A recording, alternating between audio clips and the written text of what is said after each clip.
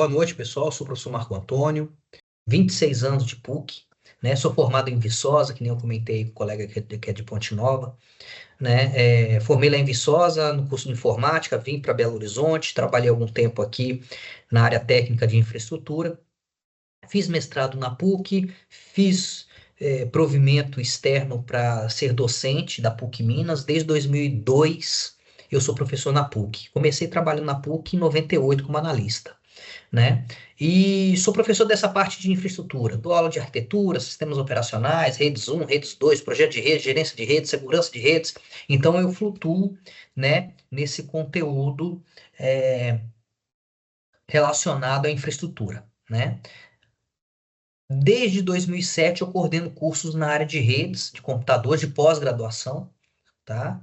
Esse curso foi mudando um pouquinho de nome e de 2 anos para cá a gente fez a alteração que hoje é a corrente, a que roda no curso, que é a de engenharia de redes, com uma parceria muito forte com a Cisco, porque a gente traz 4 cursos da Cisco para dentro da grade do curso de especialização, que permite você virar um especialista em redes de computadores e, em paralelo, fazer os cursos preparatórios para a certificação CCNA da Cisco, né? Além de ser coordenador da pós de redes, junto com o Ilo, que vai se apresentar daqui a pouco, sou coordenador da pós também de computação em nuvem e da gestão de infraestrutura em redes. Tenho uma pancada de atuações na PUC, sou professor, sou coordenador de graduação em contagem, no curso de Sistema de Informação, sou coordenador de um curso EAD de segurança da informação, sou coordenador da equipe técnica acadêmica que toma conta dos laboratórios da PUC Minas, com quase 4.000 computadores. Então, assim, respiro PUC, né, diariamente nos 3 turnos. Né? Cheguei na correria aqui que eu estava lá em Contagem fazendo uma reunião de fechamento de semestre. Enfim, vim aqui para falar um pouquinho para vocês sobre o curso de rede, sobre o curso de computação em nuvem e receber nosso amigo Paulo Henrique Nazaré, né, que é um parceiro de longa data do curso de computação em nuvem, de outras pós-graduações também, daqui a pouco ele se apresenta, né, mas já agradeço aí de antemão a participação e a disponibilidade dele para conduzir esse bate-papo. Ilo, se apresenta aí, fique à vontade. Boa noite, pessoal. Bem-vindos. Obrigado aqui pela presença. Meu nome é Ilo Rivero. Eu brinco que é o e-mail mais curto da PUC, né? ilo@pucminas.br, 3 letrinhas. Eu sou formado em administração e também em sistema de informação, mas toda a minha carreira sempre foi na área de computação, né? Sou especialista em computação distribuída em redes, sou especialista também em engenharia de software. É, Tenho mestrado aqui na PUC na área de internet das coisas, né?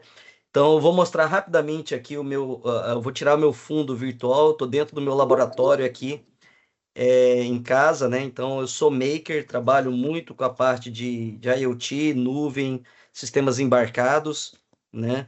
Então, até às vezes eu tiro só para não distrair um pouquinho, porque tem muita Ô, coisa Ilo, aqui aí atrás. no fundo seu tá parecendo aquela airfryer com 2 andares, né, não? Qual? Peraí. Essa aqui? Tá parecendo uma airfryer. Essa é a impressora 3D. É. Impressorinha 3D que eu tenho aqui para poder prototipar, né? Então eu trabalho muito com desenvolvimento de alguns protótipos, imprimo algumas coisinhas aí, né? Mas aqui na PUC eu sou professor, sou colegiado em NDE da Engenharia de Computação, né? Então eu vi a Cássila aqui, que é formada em Engenharia de Computação, então estamos juntos, né? Aí, co-coordeno aqui junto com o professor Marco a pós de computação em nuvem, né? Eu sou certificado AWS, é, Cloud Practitioner, né? E Cloud Architect. Sou certificado Microsoft Azure, IA, IoT e o Azure normal, né? É, e trabalho bastante na área dentro da PUC aqui também no contato com empresas, né? Trazendo oportunidades ou desenvolvendo novos tipos de negócios, né? Então, trabalhei bastante tempo no mercado, né? Desde a área de assistência técnica até gestor de empresas, na área de tecnologia, né? Na área de computação trabalhei em quase tudo, né? Então, sejam bem-vindos aí. Vou deixar aqui o Paulo se apresentar, né, Marco? Tranquilo, parabéns. Boa noite a todos. Para os que não me conhecem, meu nome é Paulo Henrique Nazaré. Eu também estou igual ao Marcos, eu sou mais novo, mas eu também tenho 27 anos de informática, não de PUC, né? Eu comecei há 27 anos atrás, comecei muito novinho, aí, né? As coisas ainda eram muito embrionárias na minha época. Eu tenho uma experiência já desses 27 anos, os últimos 17 anos foram dedicados a Cloud Data Center. Tenho uma experiência também internacional, eu trabalhei construindo data center Tier 3 e Tier 4 na África do Sul, África Central e parte da Europa, e fazendo entregáveis até a camada de backbone. Tem algumas certificações mais voltadas ao data center, a somatória dá 104 certificações, então vai desde a camada de construção de data center, Schneider, Cisco, Dell, MC, Red Hat, entre outras certificações que eu não me lembro todas assim, mas eu fiz bastante certificações, principalmente quando eu construía data centers, né, para entregar e suportar esses data centers. Então, trabalhei com projetos muito dinâmicos. Em 2018, recebi o convite de voltar para o Brasil para trabalhar na Sonda. Atualmente, eu sou Sales Specialist, eu tenho um approach mais técnico para apoiar as equipes de venda, equipe comercial, equipe de operações. Então, o meu trabalho hoje, que até estou traduzindo um pouco na apresentação de hoje, é identificar oportunidades, né? E quando a gente fala de infraestrutura hoje, o mercado está muito perdido, então a ideia hoje é colocar um pouco do. A gente fala de colocar o trem nos trilhos, né? Mas mostrar realmente o que a infraestrutura impacta, né? Que é onde que eu tenho maior experiência, com vários cenários diferentes. E sou professor na PUC, né, dos cursos de pós-graduação, de plataformas como serviço, de RPA, dou aula também de monitoramento e observabilidade, a convite do Marco há algum tempo, já fiz 2 anos de PUC, gosto bastante dessa parte de transferência de conhecimento, eu faço isso no meu dia a dia e adoro fazer isso também para os alunos do curso de pós-graduação, aqui a gente acaba conhecendo pessoas, trocando experiências. Na realidade, a gente acaba, às vezes, conhecendo tantas pessoas que a gente acaba aprendendo mais do que ensinando. E essa, eu acho que é a parte mais fundamental dessa troca de conhecimento que a gente pretende fazer um pouco aqui hoje. Um prazer falar com vocês. Obrigado, Paulo. E assim, né, Ilo? Eu acho que ultimamente o pessoal, professor, mas você só dá aula, né? Você não trabalha, você não dá consultoria. Eu falei, colega, hoje em dia eu estou descansando dentro de sala de aula. Quando eu entro na sala de aula para dar aula, é a hora que eu descanso. Porque é tanta reunião, tanto compromisso, tá tão efervescente essa é, tecnologia embarcada e cursos e essa facilidade que a gente tem hoje em dia de se comunicar com as pessoas, né? Acaba que a gente se envolve com tantos projetos em paralelo que tem hora que você não sabe qual boné que você está vestindo. O Ilo, coitado, foi super singelo aí na descrição das habilidades dele. Hoje ele é o nosso embaixador junto com a Huawei, né? Já foi para fora do Brasil, foi em São Paulo umas 3 vezes ver a questão das parcerias que a gente também tenta estabelecer com esse grande fabricante, né? Eu consigo também ter uma parceria junto com a Cisco, mas assim, quando a gente ouve o currículo do Paulo, né, a gente até tem certeza que acertou no nome do convidado para vir fazer essa rodada de palestras, né? Vocês devem estar vendo aí meu minha tela compartilhada, né? E esse semestre a gente tentou evoluir o que antes a gente só tinha a falar do curso, a gente apresentava a grade do curso, disciplinas, quais são as características de cada curso, e o coordenador nosso de cursos de pós-graduação e especialização do Lato Sensu, que é o professor Romeu Vieira Carneiro, ele optou, né, ele trouxe essa ideia da gente trazer pessoas para falar sobre determinadas áreas que representassem, pudessem contribuir, né, nesse bate-papo que a gente está tendo. Então, E o oficial referências de visor, mercado, né, Marco? Referências de referências mercado. de, referências de mercado, né? O que a gente também procura colocar nos nossos cursos, né, o Igor? Porque já tem um certo tempo que a gente não oferece mais os cursos nossos presenciais. Porque a gente tem professor de São Paulo, se eu não me engano, curso de computação em nuvem, são uns 3 ou 4 professores de São Paulo. O Paulo vira e mexe, fala comigo, Marco, vou dar aula lá do hotel, de onde eu tô, me ajuda, desculpa aí se cair conexão. Às vezes até no aeroporto compartilhando 4, 5G do celular. Então, assim, a gente faz questão de ter, a gente tem alguns professores acadêmicos, mas a grande maioria de mercado, para aproximar vocês. Eu acho que o objetivo aqui dos currículos que a gente monta é exatamente fazer proporcionar, né, esse contato com pessoas que convivem com as tecnologias e não só discutem em sala de aula de forma mais acadêmica. Mas vocês vão ver esses dois tipos de perfis nos cursos se vocês optarem estudar com a gente, né? Então eu estou aqui nessa tela compartilhada com vocês, nós estamos com a quinta apresentação, né? Ela começou dia 3/7, na semana passada, tem mais uma amanhã, né? E o Paulo foi o nosso convidado, agradeço de antemão. Desejo, né, boas-vindas a todos vocês. Eu fico, assim, encantado em ver a quantidade de gente, né? Como o Brasil inteiro está sendo coberto com essas possibilidades de pós-graduações, especializações, no modelo remoto, né? Porque a gente tem muito aluno de São Paulo, Rio, comentei de Roraima, São Luís, não é o primeiro. Eu acho que alguém falou que era de São Luís aí, né? Já temos aluno de São Luís que se não formou, está terminando o curso agora. Então, a gente está percebendo a capilaridade, né, e o alcance dos cursos da PUC Minas. Isso deixa a gente muito feliz. Gente, aqui eu tenho uma apresentação aqui com 5 slides mais corporativos, né? Vocês estão aqui fazendo parte de uma rodada de palestras que envolvem só cursos na área de tecnologias digitais, tá? A PUC Minas hoje, né? A gente tem usado essa afirmação, isso não é em vão, tá? Não foi lançada gratuitamente, mas hoje nós temos a maior, né? A melhor oferta pode ser questionar, mas a maior e melhor a gente diz porque a gente alcança vários segmentos dentro de TI. Daqui a pouco eu vou mostrar, se eu não me engano, são 40 e poucos cursos de pós-graduação e especializações na área de tecnologias digitais. Então, você vai na parte de engenharia de software, infraestrutura, desenvolvimento. Então, daqui a pouco eu dou esse panorama todo para vocês. Então, a gente vem trabalhando esse portfólio já tem uns 3 ou 4 anos. Isso não surgiu de um semestre para o outro, né? A gente, uma vez que entendeu que era uma pegada que a PUC tinha muito boa, a gente estruturou melhor essa nossa posição de mercado, definiu cursos e estamos sempre lançando ofertas de cursos diferentes. Tá? Aqui eu acho que não estão todos, mas se alguém me ajudar a contar, 1, 2, 3, 4, 5, 6, 7, 8, 9, 10, 11, 12, 13, 14, 15, 16, 17, 34 aí, mais ou menos. Não tá tudo aí, tá? São 43, 44 ofertas de cursos de pós-graduação lato sensu, ou seja, especializações que compreendem cursos de 360 horas aula, tá?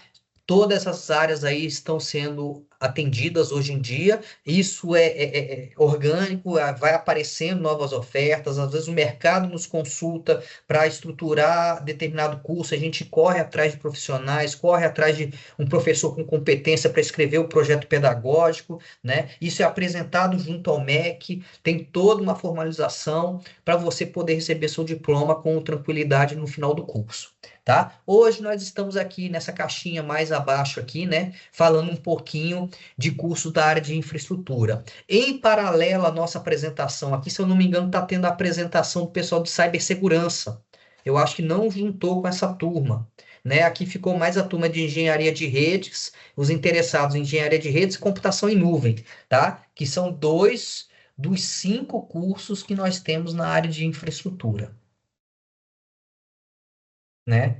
Convido vocês, quem tiver curiosidade de conhecer toda a nossa grade de ofertas, né, que acessem o nosso site sei.pucminas.br/lato sensu. É um site todo dinamizado que ele faz comparação entre as grades, você consegue marcar os cursos que te interessam, aí ele vai te mostrar as grades, o que é convergente entre cursos, e isso é interessante porque ele tomou esse cuidado de dentro de mesmas áreas termos cursos com disciplinas convergentes. Então, muitas vezes você pode vir aqui fazer o curso de engenharia de redes, vai durar 1 ano, você vai fazer 15 disciplinas, tá? E depois, se você quiser fazer uma segunda pós-graduação, por exemplo, de computação em nuvem, você já vai dispensar 3 ou 4 disciplinas, não vai ter que fazer aquela bateria de 15 disciplinas, vai fazer umas 10 ou 12 e vai ter a sua segunda pós-graduação com um custo muito menor, porque por ser ex-aluno de pós-graduação, você já ganha 50% de desconto e ainda você não paga aquelas disciplinas que você já cursou em outra pós-graduação nossa, tá? Bom, a PUC Minas, né, para quem não conhece a história da PUC Minas, nós estamos completando 65 anos nesse ano, tá? Nós somos a maior universidade católica do mundo, isso segundo o próprio Vaticano, né? As PUCs, apesar, né, PUC São Paulo, PUC Paraná, PUC Rio de Janeiro, todas são pontifícias universidades, elas são irmãs da PUC Minas, tá? Mas as gestões são independentes e a gente responde ao Vaticano, né? Claro que existe uma parceria muito grande. Essa semana mesmo a gente está discutindo aí modelos pedagógicos para aplicar em 2025, baseados em projetos, em competências, habilidades e atitudes, e vieram vários pró-reitores de outras instituições a participar dessa dinâmica que a gente vem conduzindo aqui, tá?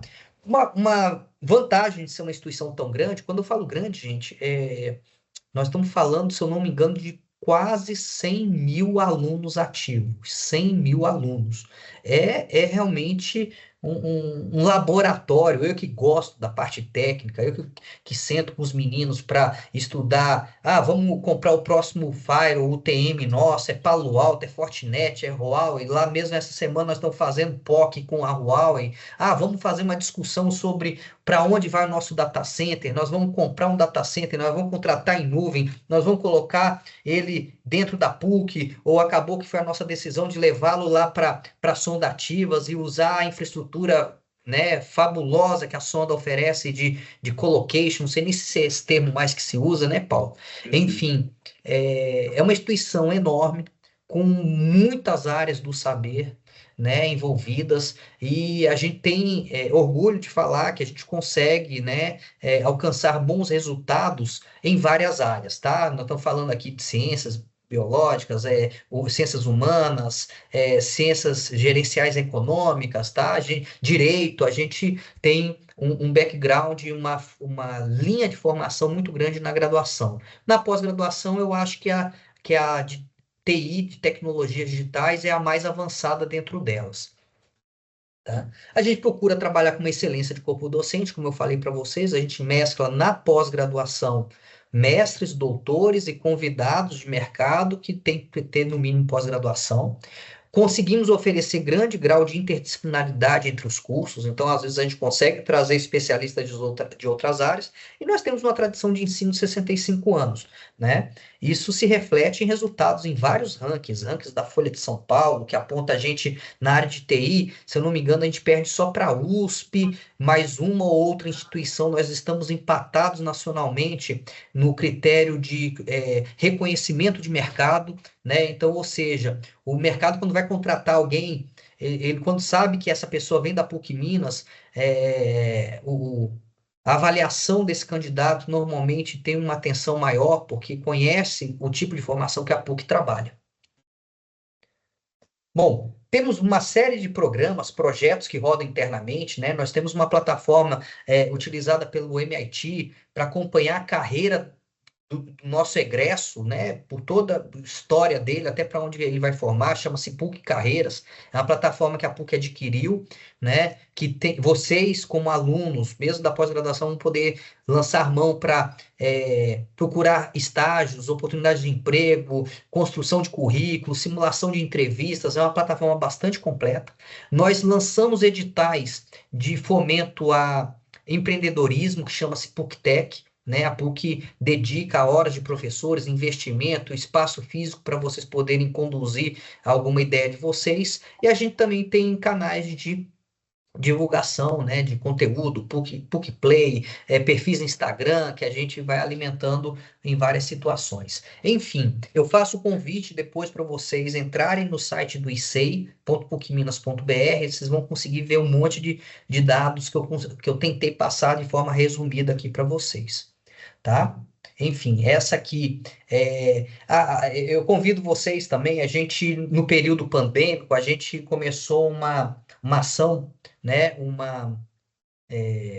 Um trabalho de produzir talks com pessoas de mercado, porque já que a gente foi 100% para o modelo online, talvez a PUC tenha sido a instituição de ensino que conseguiu fazer isso mais rápido. Movimentamos 17 mil disciplinas para a parte EAD, aí está o responsável por isso, Marcelo Nassau, nosso diretor de TI, né, da PUC Minas, que teve uma participação fabulosa nesse momento da pandemia, que a gente conseguiu fazer a migração de todas as aulas da gente. Foram 5 dias ou 7, Nassau? Seja bem-vindo. Ei, Marco, boa noite a todos aí, né?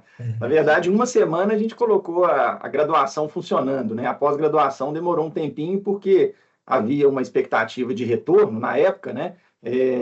Ninguém sabia o que seria a pandemia, mas enfim, né? Assim que a gente tomou a decisão que iria para o remoto, a gente já estava com toda a infraestrutura e todas as tecnologias preparadas. Perfeito. Enfim, eu estava comentando aqui dessas talks que a gente organiza na PUC, né? No período de pandemia, a gente começou a trazer convidados para fazer dinâmicas como essa aqui, né? Se eu não me engano, são mais de 100 que permanecem gravadas no nosso site, então vocês vão encontrar todo tipo de apresentação e palestra lá que permeia muitas áreas do saber da área de tecnologia, né? Eu convido que vocês depois acessem o site sei.minas.br/talks. Vocês vão encontrar mais de 100 palestras semelhantes a essas aqui que ocorreram desde 2020 e que permanecem sendo publicadas ainda pelo menos mais 5 ou 6 por semestre. Marco, eu compartilhei o link no chat, tá? Pro pessoal. Obrigado, Will. Aqui alguns grandes parceiros nossos, né? O curso de Engenharia de Redes, ele está muito centrado na formação Cisco, que é um grande parceiro nosso. A gente conseguiu ser tricampeões nacionais na maratona de cibersegurança, que a Cisco lança semestralmente, né? É uma maratona nacional, né? Foram mais de 108 instituições de ensino que participaram, e pela terceira vez eu consegui receber o prêmio lá como o professor que mais engajou alunos para completarem os cursos na modalidade individual, né? A gente tem muito orgulho de conseguir pegar esse corpo discente nosso, né? E envolvê-los nessas parcerias, né, nessas maratonas ou simplesmente no treinamento. Então eu pego essa área da Cisco, o Ilo pega a parte da AWS, da Huawei, que nem tá aí, o Ilo. Ia falar isso, né?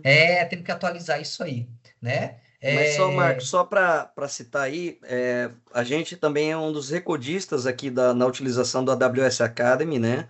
Eu sou o POC, né, o ponto de contato da AWS Academy também aqui. A gente coloca, também somos a instituição, nós temos mais de 50 professores hoje cadastrados na AWS Academy e já tivemos mais de 2.000 alunos utilizando, né? Uma coisa interessante, Marcos, só para fazer um parênteses aí, tanto do AWS Academy quanto do Azure, nós temos $100 de utilização que os alunos podem usar nos cursos, tá? Então, o Azure, sendo aluno da PUC Minas, já pode utilizar. E está vindo agora a parceria com a Google Cloud, né? Perfeito, Também. Ilo, né? Os $100 da AWS, né? Eu acho que vale sinalizar que ele, na verdade, é renovável. Então, cada disciplina pode abrir a sua turma que dá $100 para o aluno. Então, às vezes, o aluno vai ter lá 15 disciplinas, né? Recebendo $100. Eles ficam perguntando para mim como que eles conseguem reverter e transferir Pix para a conta deles com esses $100 de crédito lá. Tem aluno que não quer gastar o crédito, que a gente arruma tanto crédito para ele, e ele fala, professor, eu estou querendo transformar isso em dinheiro na minha conta. Infelizmente, não dá, né? Mas, assim, uma parceria muito bacana é essa da O'Reilly, né? Que tem uma biblioteca eletrônica né? Que é fabulosa, com os textos mais atuais, né? Que a gente fez questão de assinar, né? Tem mais ou menos uns 2 anos, que torna muito rica aí a possibilidade de aproveitamento de material de ponta para a gente usar nas disciplinas também. Enfim, né? Aqui, ó, também outro item para atualizar, né? São 65 anos que a PUC, né, completa esse ano. Oi. Marco, só acrescentando, né, sobre biblioteca digital, hoje a gente já tem um grande acervo digital dentro dos itens da biblioteca, né? Então, vários títulos, vários exemplares já estão disponíveis de forma digital para os alunos. isso facilita muito, né, atividades aí do dia a dia das disciplinas, trabalhos e tudo mais. Então, grande parte da nossa biblioteca, principalmente a parte de tecnologia, está disponível em meio digital. E Isso. um outro parênteses aqui, Marco, a parceria que nós temos com a Microsoft, o interessante é que os alunos da PUC, eles têm aí, além dos $100, né, no caso é anual, eles têm acesso aos softwares da Microsoft também, dentro do Azure, né? Então, você tem lá o Windows Server, o Windows 10, o Windows 11, eu acho que o 10 deve estar até sendo descontinuado já, mas o Windows 11, o Education, que ele é equivalente ao Enterprise, se não me engano, né? SQL Server, Project, Visio e mais uns 100 Eu acho que softwares só que tem não lá. está o pacote Office. Só não O está o aluno, Office. o aluno, ou seja, é a hora de você conseguir trabalhar com software legalizado, menos pacote Office, né, nos seus dispositivos. Enfim, O Office gente, Online está, né? O Office Online está disponível. Office Online, né? Obrigado, Marcelo. Então, gente, aqui tem algumas premiações, né, da PUC, né? Essa experiência, 65 anos, entre as 10 universidades mais respeitadas pelos empregadores do Brasil. E isso quando a gente pensa em todas as áreas, quando é na área de TI, se eu não me engano, a gente ainda está no grupo dos top 3, né? Uma universidade mais inovadora, segundo o ranking da Folha de São Paulo, aquele RUF ali é ranking da Folha de São Paulo, tá? Mais de 150 convênios internacionais, então a graduação, os alunos usam muito, lançam mão muito desse benefício, eles vão estudar fora. Eu mesmo estou com, lá de Contagem, estou com 3 alunos que já foram para Portugal, Estados Unidos, tem um agora em agosto indo para Portugal de novo, tá? Uma parceria muito forte do nosso mestrado e doutorado com a Universidade ESE, não é isso, Igor? ESE Paris, isso. ESE Paris, né? Então, nossos alunos de mestrado, quase todos vão fazer sanduíche em Paris, Ah, tá? não, e de graduação também, viu? De graduação a engenharia de computação. A graduação de ciência da computação e engenharia de computação tem dupla diplomação.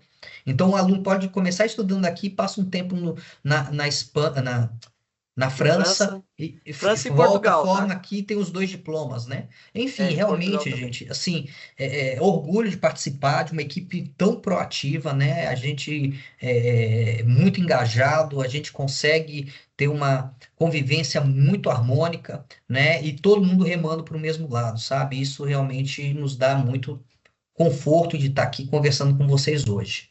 Enfim, Marcos, só para complementar também aqui, desculpa te interromper de novo, toda hora não, estamos aqui para isso. Eu compartilhei agora no chat a página de parcerias aqui da PUC para os alunos poderem aí, para os futuros alunos poderem dar uma olhada, né, com quem que a gente está junto aqui, né? Isso. Já Tá entrou no a Google chat. Cloud aí, esse modelo novo da Google Cloud? Tem um aqui, tem o da Google, mas essa parceria da Google foi assinada agora recentemente e vai vir Foi, eu acho que mais tem coisa 2 semanas que o interessante. presidente Latino-América da Google veio assinar o contrato direto com o nosso reitor, né? Se não me Tem duas. engano, setembro agora vai ter um evento com eles. Isso, vai ter outro evento, né? Já teve o Uhum. de assinatura e vai ter outro evento. Enfim, gente, eu sei que essa parte institucional às vezes é cansativa, eu procurei ser um pouquinho mais rápido para passar a palavra para o Paulo Henrique aí, que vai conduzir uma discussão com a gente nessa área de TI, de tecnologias, infraestruturas, né? E depois da apresentação dele, eu volto para mostrar a grade dos 3 cursos que a gente aqui hoje tem como alvo, né? Engenharia de redes, gestão de infra de TI e computação em nuvem. Então, eu vou depois só mostrar uns 3 ou 4 slides que eu mostro a grade curricular desses cursos. Paulo, a palavra é sua, meu amigo. Valeu, boa noite. Deixa eu compartilhar aqui, deixa eu ver se eu posso. Tá todo mundo vendo a minha tela? Ok? Beleza. Quando eu recebi o convite para fazer essa palestra de hoje, para falar um pouco de novas infraestruturas, né, como que as infraestruturas hoje estão sendo mobilizadas, principalmente para as novas tecnologias, eu tirei um pouco da escovação de bit e trouxe um vídeo um pouco diferente, para que a gente possa ter uma visão de como que o mercado está reagindo com isso, como que o mercado está se preparando exatamente para receber novas tecnologias e como fazer ainda com as empresas que efetivamente ainda trabalham num conceito de infraestruturas não tão modernas, digamos assim, tá? Então, um dos pontos iniciais da nossa conversa, eu trabalho muito orientado ao Gartner e EDC. Então, com base nessas visões, eu vou falar um pouco de tendências de mercado, onde nasce tudo, né? Então, um ponto interessante que a gente fala hoje no dia a dia, principalmente no mercado, é que toda área que é demandada com base de infraestrutura, de novos workloads, novos profissionais, novas tecnologias, isso sai de algum lugar. Isso sai de alguma tendência. E quando a gente fala disso, a gente está voltando exatamente às necessidades do mercado. Então, eu peguei aqui, copy-paste mesmo, só traduzir, né? Um navegador de prioridades dos CEOs de tecnologia. O que esses caras estão fazendo? O que esses caras estão demandando para o mercado? Como que, efetivamente, com base nas entrevistas que o Gartner faz, como que é a mobilização para gerar novos produtos, para ter estratégia de desenvolvimento, crescimento corporativo, para ter operações cada vez mais escaláveis, e como que eles pensam em criar cada vez um marketing mais positivo em cima disso, e as vendas para esses produtos. Cada vez que efetivamente a gente atende áreas de negócio diferentes, porque pensando no mundo de tecnologia, eu estou atendendo necessidades de negócio. Eu atendo necessidades educacionais, mercado comum, indústria, varejo, saúde, governo, eu atendo isso de uma forma muito dinâmica, né? Então, tem uns pontos interessantes, quando a gente fala de estratégia de produto, é entender a visão do cliente e do mercado. O que o mercado, e a gente fala muito sobre a experiência do usuário, então a gente vai falar de observabilidade um pouco aqui, e quando eu olho para o mercado, essa experiência, a visão do cliente, o que eu tenho que entregar para esse cliente final, que esse cliente somos nós, né? A nível de tecnologia, que efetivamente vai trazer benefício para o dia a dia, vai trazer mais lucratividade, vai trazer mais celeridade, vai também me permitir um aproveitamento maior daquilo que eu já fiz de investimento. Outro ponto interessante, eu não vou citar todos, vou passar até por uma questão para ser um pouco mais rápido, mas posicionamento de mercado. Então, como eu me posiciono no mercado? Então, essa é uma ideia interessante porque, de acordo com os posicionamentos do mercado, eu vou consumir infraestruturas e tecnologias diferenciadas. E eu tenho que me preparar para isso. Por isso que eles criam exatamente o roteiro de produtos e serviços. Com base nos produtos que estão demandados para áreas diferentes, é que eu vou determinar quais são as tecnologias, quais são os recursos que eu preciso para o mercado e como que eu tenho que me preparar para atender esse mercado do dia a dia, que cada vez está mais competitivo, né? Preços de empacotamento. Então, hoje a gente vai falar um pouco aqui sobre o framework de FinOps, né? Principalmente como que eu trabalho num conceito de tecnologias que me trazem uma visão cada vez mais agregada de como tomar melhores decisões financeiras olhando para a infraestrutura. Então, isso é muito interessante. E como que eu vou adotar essas novas tecnologias? Como que isso cabe? Estou aqui no modelo convencional. É interessante que o Marco citou um ponto, que a gente já teve essa discussão com o Marçal, que tomou a decisão de tirar a infraestrutura dele interna e fazer o primeiro passo indo para o colocation, mas já com a visualização de quais são os próximos passos para as novas tecnologias. E até abro aqui, Marco e Marçal, qualquer contribuição é bem válida aqui na apresentação, tá bom?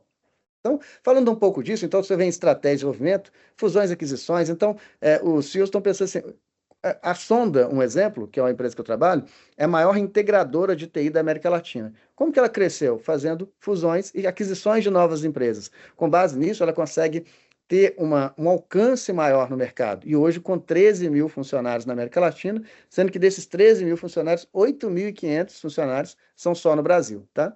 Então, você tem essa parte aqui com base em operações de negócios escaláveis. Então, orçamentos e previsões KPIs. Então, a parte de indicadores, a parte de análise de ambientes, né? Design e elemento da organização. Então, quando eu falo design e elemento de organização, eu vou muito na questão voltada à governança e processos, né? A grande maioria das empresas hoje ela tem os seus processos desorganizados. E a questão de talento e cultura. Quando eu falo talento e cultura, é entender como que eu posso cada vez mais mudar a cultura empresarial e trazer uma forma com que as pessoas estejam mais assim no conceito de crescimento e sendo cada vez mais qualificadas. E quando fala na questão de marketing de venda, você tem um ponto interessante aqui que é retenção e crescimento de clientes. Tem outra parte aqui que a gente fala, quando eu falo de... O Marco citou aqui, ele mostrou várias parcerias. A importância de você ter ecossistemas e estratégias com parceiros e canais. Em vez de ficar reinventando roda, entender o que melhor se aplica a nível de tecnologia a cada uma dessas instituições. Essa parte aqui de retenção e crescimento dos seus clientes é um grande desafio para todos os maker decisions, porque você fazer um entregável, você criar uma solução, você fazer um desenho de uma arquitetura e depois você conseguir suportar e manter a satisfação desse ambiente são desafios do dia a dia. Então, o Gartner, ele olha para o mercado e divide isso de uma forma muito segregada. Então, eu tenho toda a parte de entendimento, de retenção, e quando a gente olha para isso, pensando em novas infraestruturas, o que o mercado está demandando, a gente pensa assim, o que eu tenho de novas tecnologias? Então, com base nisso, a gente fala muito sobre qualificação profissional. Esse é um desafio muito grande. Então, eu desenho hoje soluções gigantes com empresas como Petrobras, Caixa Econômica Federal, Banco do Brasil. E quando a gente cria esses processos, então, hoje tem muita demanda no mercado de Big Data. Só que tem muita demanda no mercado de Big Data, mas a gente tem o maior desafio não é desenhar. O maior desafio não é entregar uma arquitetura que seja em diversas clouds ou que seja um pouco dentro de casa. O maior desafio está exatamente na qualificação profissional. É conseguir você trabalhar e conseguir contratar pessoas que têm a capacidade técnica para executar esses projetos. Então, foi feita uma pesquisa um tempo atrás para o EDC, que ele fala principalmente dessas novas tecnologias. Então, do ano de 2019 até o ano de 2024, foi feito um levantamento, principalmente, vou citar algumas aqui, Big Data e nuvem. Então, a necessidade, a demanda desses profissionais para o mercado. Então, com essa análise, entendemos que até 2024 nós teríamos 260 mil, um gap de 260 mil profissionais para essa área. Então, quer dizer, eu tenho demandas no mercado, eu tenho necessidades no mercado, eu estou desenvolvendo projetos de Big Data e de nuvem, mas a qualificação profissional e os recursos que eu preciso para executar essas tarefas é muito raro. E cada vez isso cria um processo de bolha e muito caro. Para ter uma ideia, a gente às vezes quer contratar um recurso para trabalhar home office, com todos os benefícios possíveis, ganhando mais de 25 mil reais, eu não acho. Por quê? Porque esse recurso, ele é muito, além de ser muito caro, ele tem uma facilidade hoje muito grande, até com o Marcos citou muito bem, que ele pode trabalhar em qualquer lugar. Então, você faz uma proposta hoje de mais de 20 mil reais para um recurso, que ele recebe uma proposta de mais de 20 mil dólares do exterior. Então, você perde um pouco dessa concorrência, e você tem essa concorrência direta. Aí isso era preocupante, porque a gente sabe que até 2024, até esse ano, a gente teríamos um gap de 260 mil profissionais. Refizeram a pesquisa. Refazendo essa pesquisa, voltada às novas tecnologias, às novas necessidades técnicas, a gente entende que esse gap subiu para 570 mil. Então, até 2025, nós teremos um gap de 570 mil profissionais com qualificação necessárias para serviços de ticket e serviços internos, em house mesmo. Isso é muito preocupante, porque a gente vê uma carga numa grade gigante de novos cursos, de novas tecnologias, e a necessidade de qualificação está cada vez maior. Então, a gente vai ter ainda cada vez mais dificuldade de fazer esse processo de entrega. Então, esses dados são interessantes. E o que isso tem a ver com a infraestrutura? Tudo a ver. Porque no momento que eu desenho novas soluções, a gente vai falar muito aqui um pouco, eu não vou falar de forma muito técnica, mas vou falar de uma forma mais coloquial sobre tecnologias. E quando a gente fala de tecnologias, e principalmente das novas tecnologias, é que as pessoas têm uma ideia que a partir do momento que eu faço uma aquisição de microserviços, de containers, de utilização de cloud, eu vou deixar de ter uma demanda de infraestrutura. Tem clientes que nos procuram que falam, então, na hora que eu fizer um movimento para a cloud, eu tenho que deixar de monitorar, eu tenho que deixar de suportar, tenho que deixar de cuidar, a segurança é toda de responsabilidade de vocês, e não é bem assim. Então, tem um conceito muito diferente nesse sentido. Com base nisso, a gente falando um pouco ainda de tendências de mercados, a questão voltada ao ESG, que é ambiental, social e governamental. E qual que é a importância disso hoje para o mercado? Todas as empresas que efetivamente estão buscando soluções voltadas a ESG, né, voltadas a comportamento do ambiente, governança e ao social, um exemplo, ambiente, a emissão de efeito estufa. Quando você procura empresas que o workload delas ou que a infraestrutura delas tem esse selo do ESG, vou te dar um exemplo na camada de data center. A camada de data center hoje, data center de Belo Horizonte, aqui da Sonda, ele tem um tanque de água gelada de 78 mil litros com etileno glicol. E ele trabalha no processo de climatização por gravidade.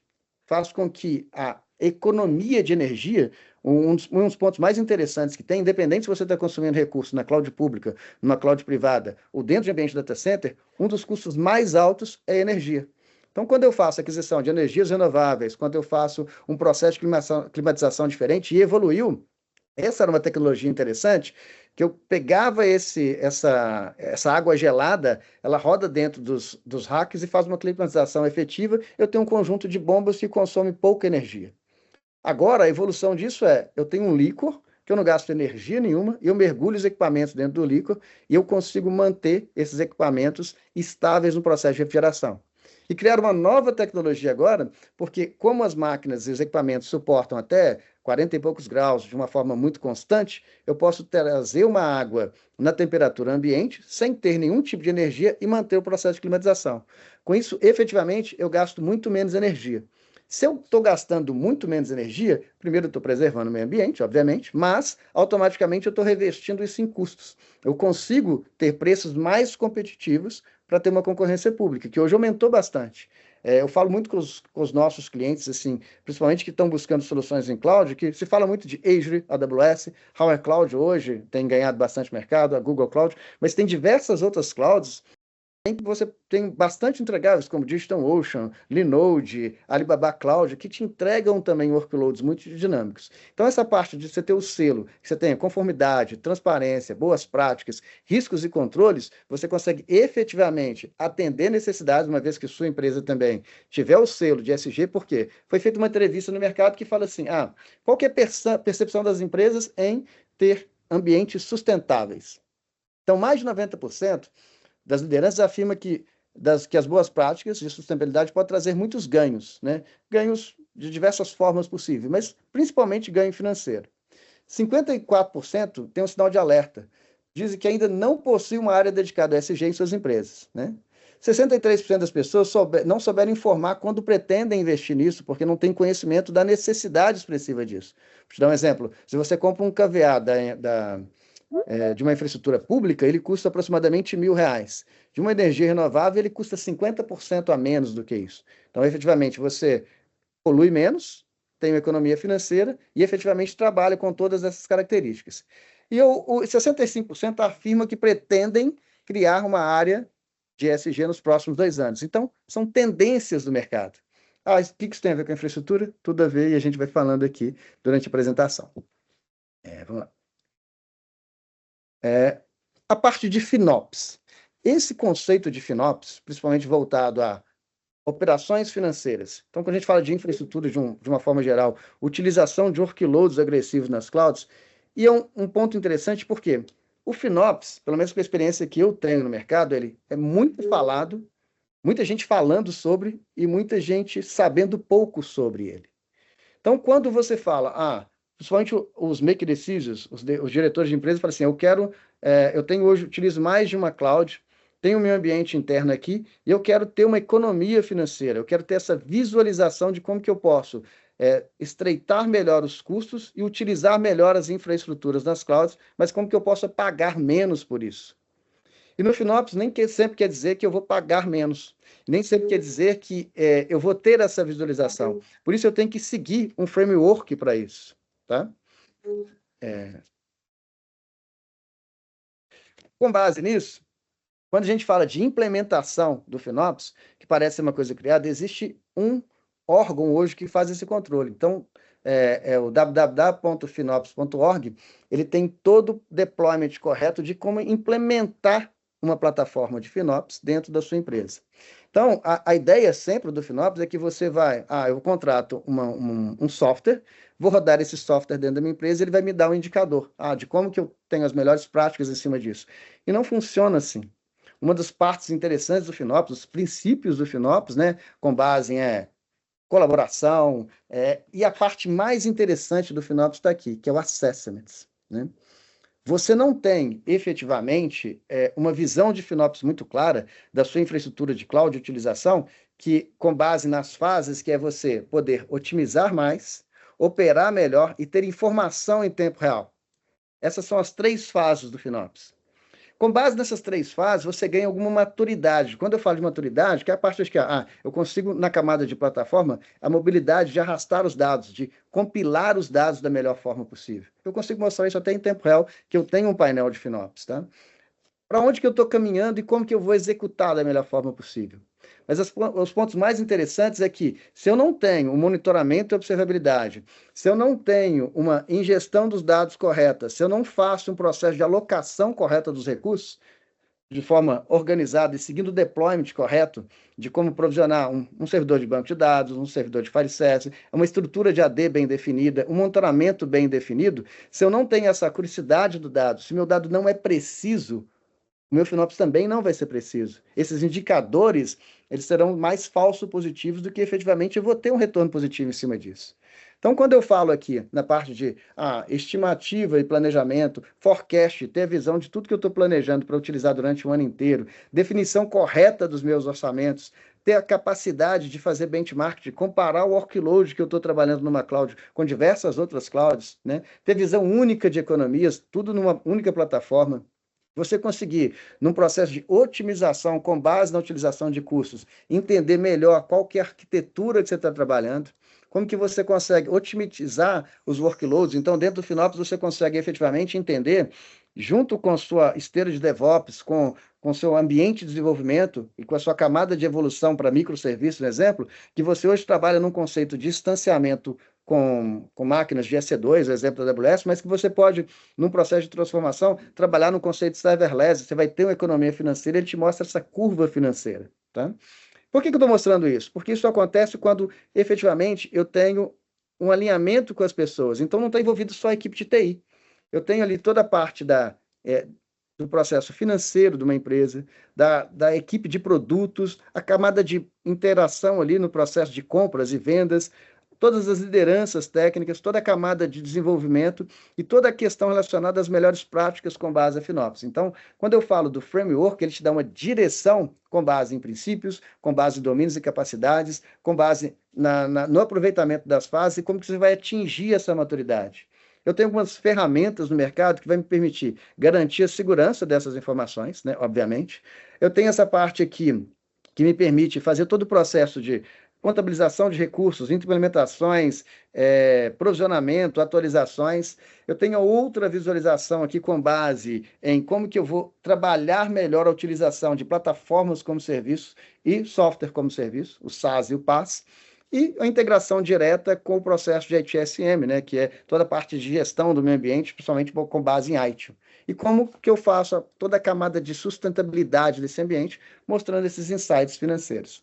Se o tempo não for curto, eu até mostro um portal aqui do FinOps, de como que ele funciona e efetivamente demonstra isso. Esse aqui é o portal da Sonda, que eu consigo, através da implementação de metodologias, através de um levantamento preciso da carga de infraestrutura, com base em custos que eu vou absorver do que eu estou utilizando os workloads, demonstrar visões muito claras, um exemplo de computer, de network, daquilo que eu não provisionei e estou utilizando, da camada de armazenamento, que é cada vez, a utilização está cada vez mais alta, do meu processo de licenciamento, ele consegue aqui fazer um comparativo em tempo real e eu vou segregando essas utilizações e tendo visões em mais de uma cloud, aqui eu tenho 1, 2, 3, 4, 5 clouds ao mesmo tempo, e me permite ter visões de como que está o comportamento em cada uma dessas clouds e a comparação de onde que efetivamente aquele ambiente que hoje roda numa cloud poderia rodar em outra e trazer uma economia financeira em tempo real. Então, esse é um desafio muito grande, porque se eu não tenho uma gestão da capacidade efetiva, se eu não tenho um processo de implementação do meu ambiente com base em deployment do meu fabricante, eu nunca vou conseguir ter esse resultado apurado. Se eu não tenho uma camada de analytics, que é o entregável de um FinOps, é um BI, né? É um Business Intelligence, que ele vai trazer toda aquela parte de analytics. Então, se eu não tenho essa capacidade de entender o comportamento da minha infraestrutura, eu nunca vou ter uma visão financeira da operação correta. Tá claro até agora? O Marco tá me ouvindo, tá tudo certo? Beleza? Então, vamos lá. Então, quando a gente fala de cloud híbridas, que é um desafio interessante hoje, que é, antigamente você tinha uma necessidade, o mercado buscava cada vez mais fazer a migração do seu ambiente on-premise para uma cloud, para uma única cloud, ou para uma Azure, ou para uma AWS, ou para uma Google Cloud.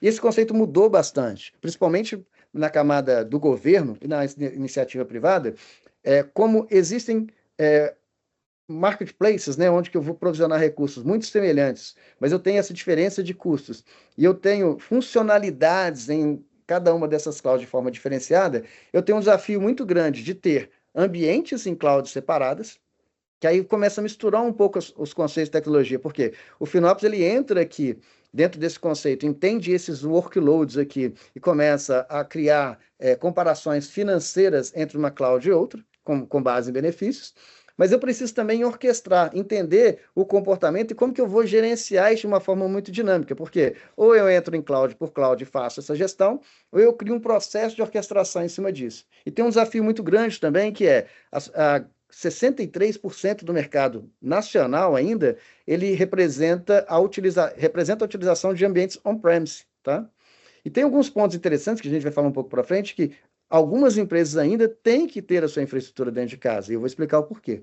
Então, quando eu tenho a utilização de mais de uma cloud, que é o conceito de multi-cloud, de ambientes híbridos, e eu tenho toda uma necessidade de fazer esse processo de orquestração. E como que eu faço isso? Existem ferramentas no mercado hoje, várias ferramentas no mercado, aqui eu estou citando o Morpheus, mas tem o Cloud Health, tem o Redscaler, tem várias ferramentas, que qual que é o entregável dessas ferramentas? Então, imagina que você tem múltiplos ambientes. Você tem o seu ambiente dentro de casa, no conceito de host, você tem as clouds privadas, você tem a cloud pública. Qual que é o entregável para o seu usuário final? Entregável para o seu usuário final sempre vai ser aplicações, que seja RPs, que seja aplicativo móvel, que seja aplicações de monitoramento. O delivery é sempre aplicações. O que eu tenho rodando em cima de uma infraestrutura diretamente? Independente que seja em cloud pública, cloud privada, dentro de casa, eu vou ter a minha camada de desenvolvimento, eu vou ter o meu ambiente de virtualização e vou ter o meu conceito de microserviço representado aqui pelo container, né? Então, eu estou pelo Docker que eu gero containers. O container, a containerização me dá a liberdade que eu possa trabalhar com a minha infraestrutura em qualquer ambiente. Uma vez que eu estou rodando em cima de container, eu posso estar uma hora na Azure, outra hora na AWS. Se eu tiver que repatriar, eu volto para dentro de casa. Então, eu tenho essa liberdade. E qual que é a função principal de um orquestrador multicloud? É te permitir um provisionamento dinâmico, você conseguir provisionar, enxergar esses ambientes, junto com o FinOps, que te dá a melhor decisão financeira, onde você vai provisionar o seu recurso, que tenha melhor latência, melhor performance, permite que você tenha uma visão da sua gestão da configuração, que você possa criar os seus deployments da forma mais efetiva possível, possa operar melhor, ter o conceito de escala real. O processo da pandemia, houve uma mudança, uma migração muito grande para a utilização de cloud e de microserviços. Esse conceito de escala, quando ele não é maduro, em vez de trazer benefício, ele trouxe muitos malefícios, porque a aplicação escalava mais do que ela poderia rentabilizar. Então, efetivamente, começou o conceito de repatriação dos dados. A minha aplicação, ela tem um comportamento muito legal na cloud, mas o custo dela se tornou muito alto. Então, por isso que cada vez mais o mercado está adquirindo soluções que permitem ele trabalhar de uma forma híbrida. E a qualquer momento ele pode repatriar o seu dado, caso seja necessário. E ter essa visão assim, de construção e o melhor releases possíveis. Tá? Com base nisso, nós temos também as visões de data centers. Então, quando a gente fala de infraestrutura, apesar de o consumo em clouds públicas ter aumentado de uma forma muito exponencial, não existe só, digamos assim, essa questão que você vai consumir recursos com base em serverless e não tem uma infraestrutura por trás disso.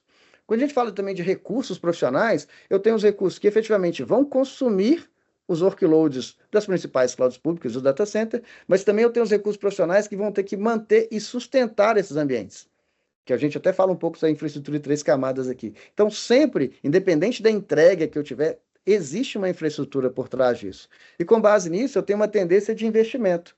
Então, até 2026, voltando ao mercado da América Latina, tem um investimento de bilhões de dólares com base na construção de novos data centers, com toda a sua infraestrutura. Porque uma vez que a utilização de cloud pública cresce, efetivamente também eu tenho que crescer nessas infraestruturas, que sejam elas internas ou que sejam elas em outros ambientes, em outras localizações.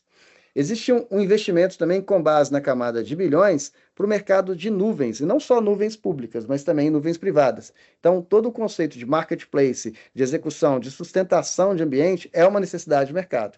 E uma necessidade de mercado, que investimento em bilhões, que é qualificações de pessoas.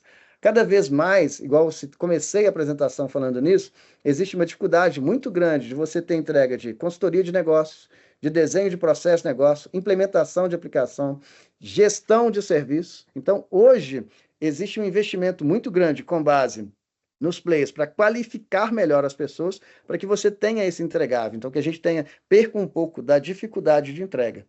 Eu citei inicialmente na apresentação que a empresa que eu trabalho tem 13 mil funcionários, 8.500 funcionários só no Brasil.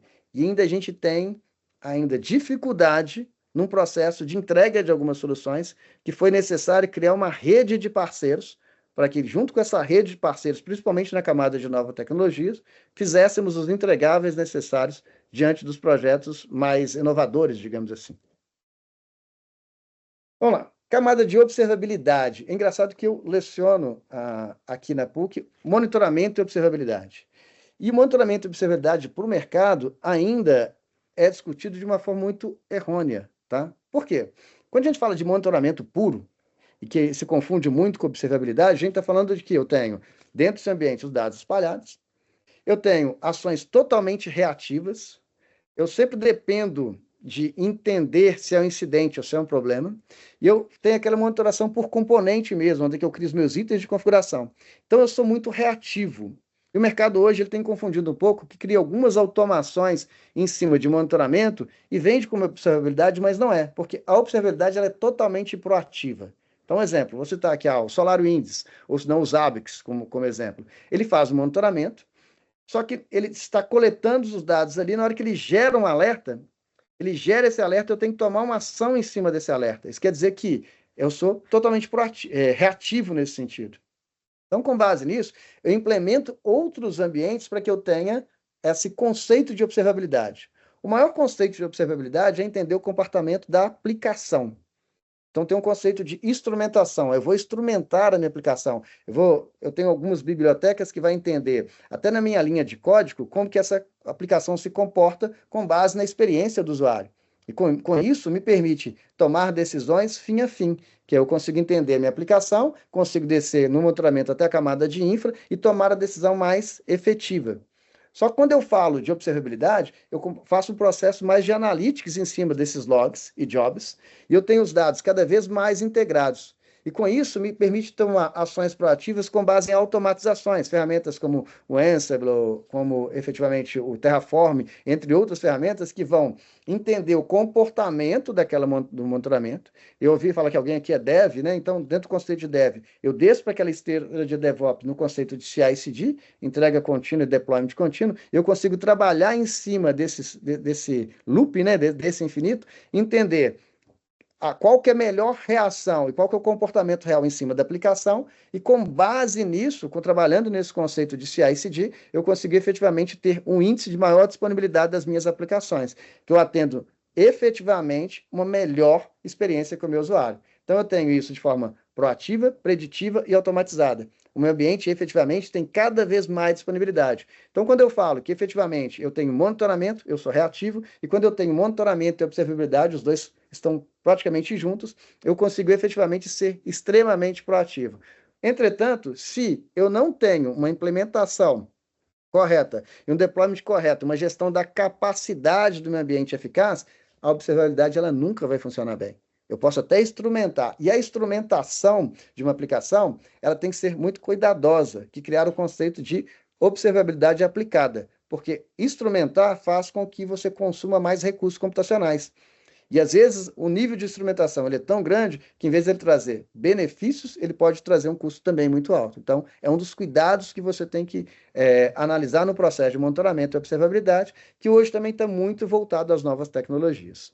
Tem os 3 pilares da observabilidade são os logs, né, que são eventos imutáveis. Então, tudo que eu coleto do ambiente ali, aqueles milhões de informações.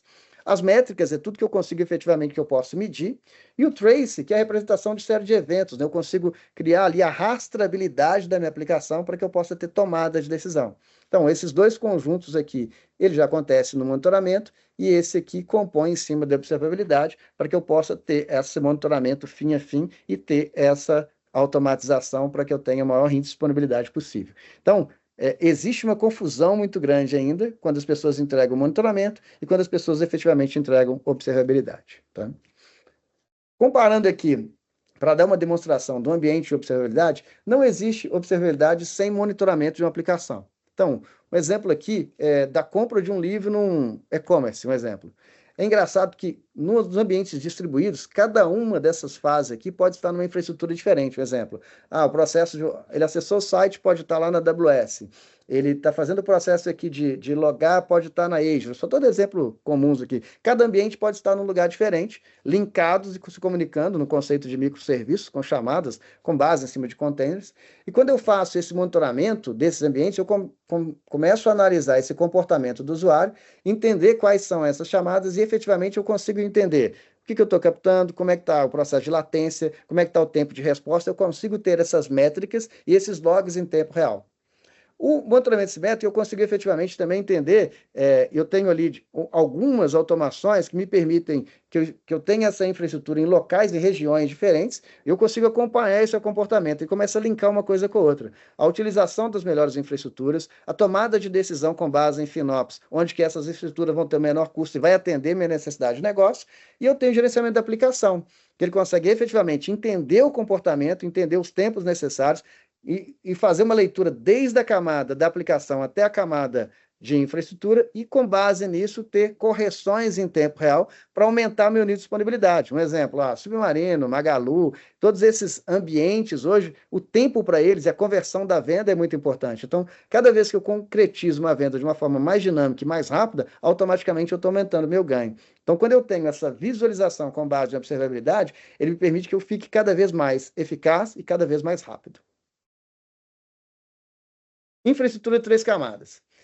Esse ponto é interessante porque muito se fala hoje sobre utilização de cloud, utilização de clouds públicas, microserviços, big data, machine learning, IA, mas por trás disso tudo sempre vai ter infraestrutura de 3 camadas, que é composta por storage, conectividade, servidores, sistemas operacionais, ambientes de backup. Quando a gente fala de jornada de transformação, por exemplo, meu ambiente é todo on-premise. Em alguns casos, a primeira jornada é para uma cloud privada, porque eu começo a sentir uma diferença de um processo, quando tem mais flexibilidade, eu tenho um ambiente mais gerenciado, eu consigo contratar isso como serviço, eu consigo já entender um pouco o comportamento da cloud e depois criar esses vínculos para trabalhar em cima de cloud. Mas um ponto interessante é que cada vez mais, por incrível que pareça, a gente trabalhando com novas tecnologias, há uma necessidade muito grande no mercado ainda de profissionais que tenham a capacidade de criar máquinas virtuais, que tenham a capacidade de configurar os storage, que tenham a capacidade de configurar firewall, que tenham a capacidade de configurar ambientes de redes, e até mesmo para essas clouds públicas, há necessidade ainda muito desses profissionais. Porque as nomenclaturas como, por exemplo, DevOps, SRE, elas estão mais inseridas no mercado, e essas solicitações, mas o profissional que ele não tem a capacidade de entender o comportamento de uma infraestrutura de 3 camadas, ele vai ter muita dificuldade em navegar, principalmente nas novas tecnologias, quando for provisionar recursos nessas principais clouds públicas. Tá? Vamos lá. Machine Learning e inteligência artificial. Quando a gente fala disso com base em tendências também, estou falando até 2025, a tendência desse ano para 2025 é cada vez mais a utilização de inteligência artificial e aprendizado de máquina, o conceito de nuvem distribuída, que a gente falou em cima, então utilizar isso mais de uma cloud, e trabalhar muito com a experiência do usuário. Isso aqui é um dado do Gartner. Só que aí o mercado, quando a gente fala de mercado principalmente, tem algumas tomadas de decisões com base em desenho de soluções que elas não são tão assertivas. Um exemplo, a inteligência artificial, junto com o machine learning, ela traz vários ganhos para o seu ambiente. Mas isso tem um ciclo de vida para que isso possa acontecer. Há necessidade de um processo de maturação disso, né? Você não coloca uma inteligência, um modelo de inteligência artificial e machine learning e automaticamente as coisas acontecem de forma natural, você tem ganhos iniciais.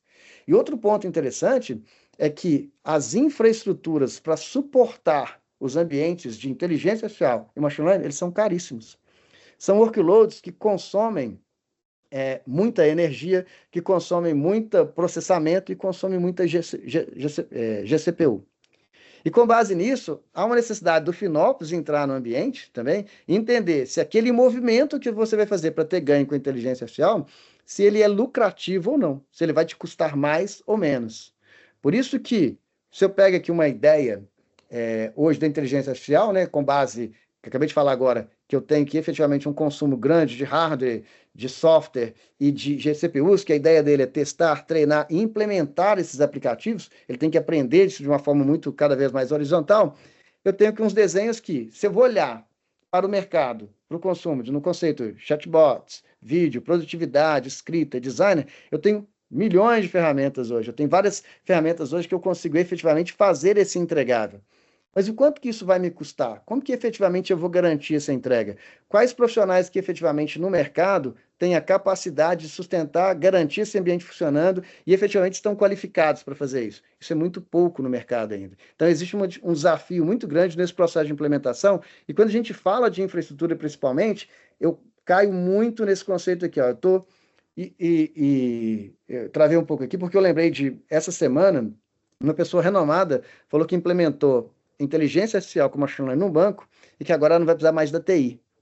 Só que cada vez que você implementa mais soluções de inteligência artificial com machine learning, você consome cada vez mais infraestruturas. E esses workloads são realmente pesados. Um exemplo, eu tenho aqui os meus modelos, efetivamente. Eu tenho aqui toda a parte de integração das aplicações, até rodando em cima, um exemplo de containers. Eu tenho aqui soluções aqui que utilizam muito a NVIDIA, é as GPUs, que são as placas gráficas, para que eu possa efetivamente rodar esses modelos com alta performance.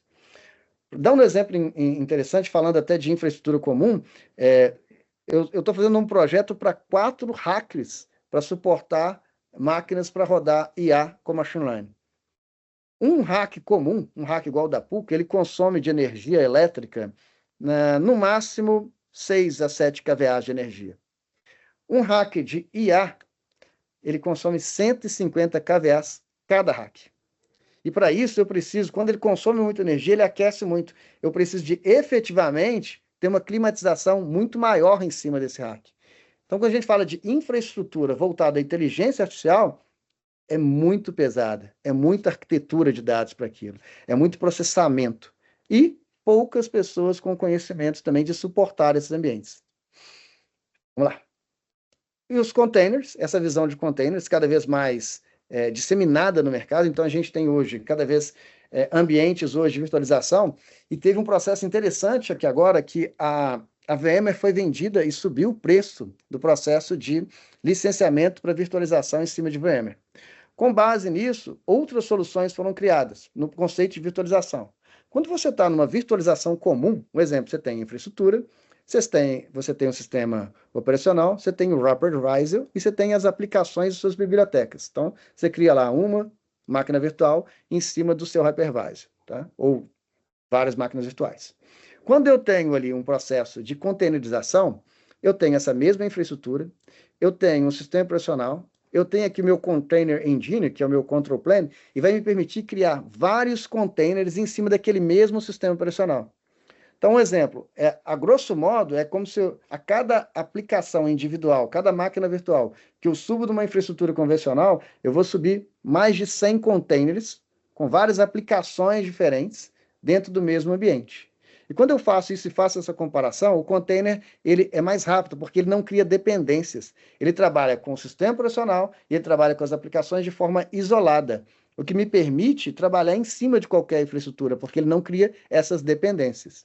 E ele tem até um demonstrativo aqui interessante, quando eu falo no conceito de escala de microserviços com containers, eu tenho uma parte que eu vou chamar aqui de master, que é o meu control plane, onde que efetivamente ele faz toda a parte de gestionamento, e quando eu trabalho com Kubernetes, eu tenho um conceito de pod, que eu atribuo os atributos nele, como utilização de rede, de volume de dados, e coloco o container ali dentro, e ele me permite replicar esses ambientes. Então, efetivamente, eu posso ter vários workers, onde que eu coloco minhas aplicações, posso de manhã iniciar com 2 workers, com 2 clusters ali, e conforme ele for crescendo, ele vai utilizando mais recursos de pod, buscando isso nas principais clouds públicas, e em vez dele ficar fixo ali, chegou no final do dia, eu estou consumindo menos recursos computacionais, eu consigo trabalhar no conceito de elasticidade e ter cada vez menos workers, menos utilização de clusters, para que efetivamente eu tenha ali um custo efetivo dentro das minhas aplicações, do meu universo do negócio.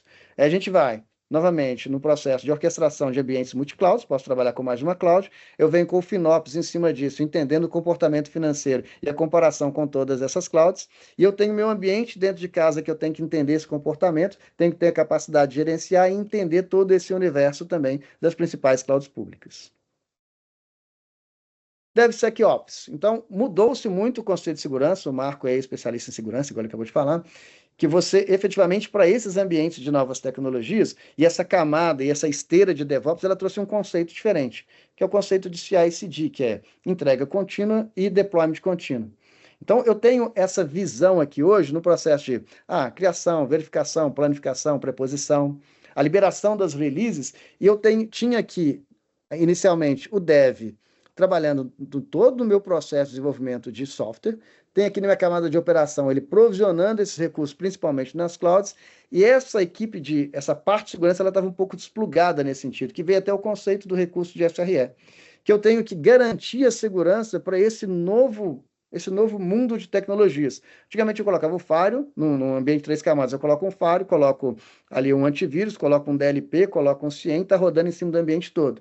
Como o ambiente agora ele é todo distribuído, por exemplo, eu posso ter parte da aplicação numa cloud, utilizando um serviço de instância, utilizando um serviço serverless, eu tenho que ter a adotação de compliances e plataformas de segurança segregadas também para cada uma dessas utilizações. O comportamento de um container não é o mesmo comportamento de uma instância comum.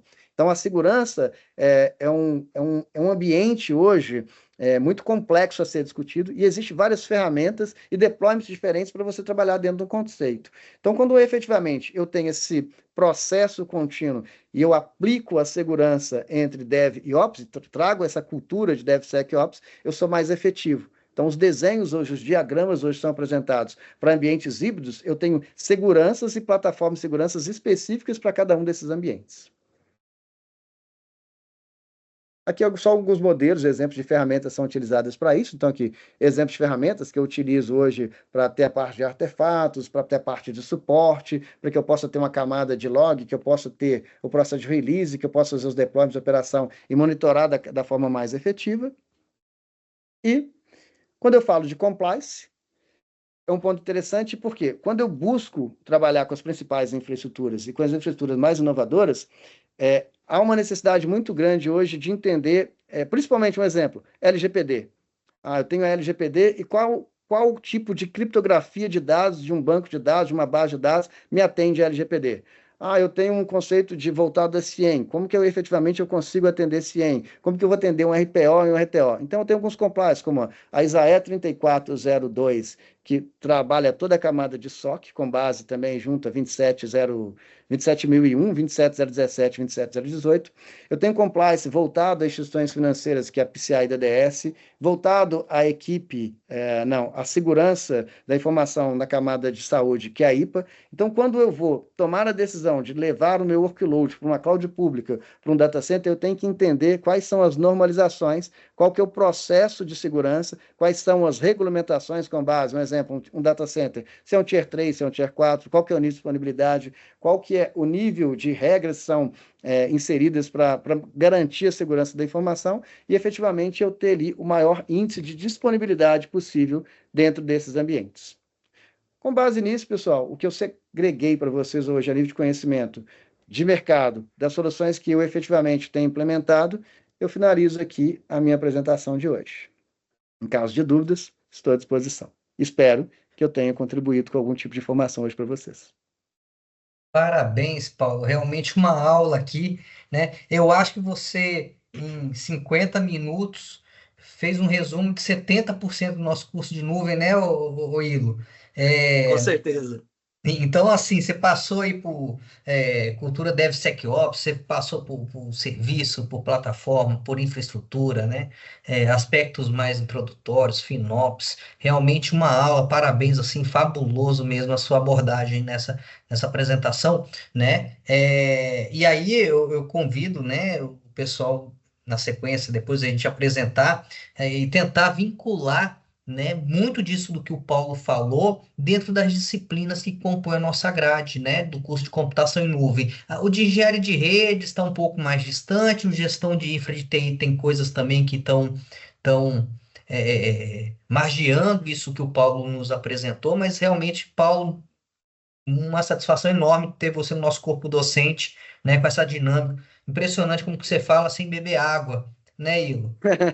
Algo a acrescentar, Ilo? Eu tenho uma pergunta e um pouco de provocação, né? Na realidade são duas, tá? Paulo, essa aqui talvez seja um pouquinho, sirva para você um pouquinho, Marco.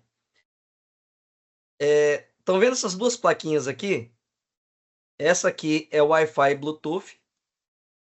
Essa aqui, eu tenho um Linux aqui dentro. Olha o tamanho desse negócio, né? O impacto que isso, né, acaba indo um pouquinho para a segurança, né, para redes, o impacto que isso aqui causa, por exemplo, dentro, né, de uma infraestrutura, quando a gente pensa aí na parte de segurança, né, eu posso ter uma infraestrutura local e ter a tendência, mas por causa de IoT, a gente ter cada vez mais coisas desse tipo aqui, assim, no ambiente corporativo, né? Então, essa aqui é a provocação, como é que a gente lida com isso aqui, né, dentro das empresas.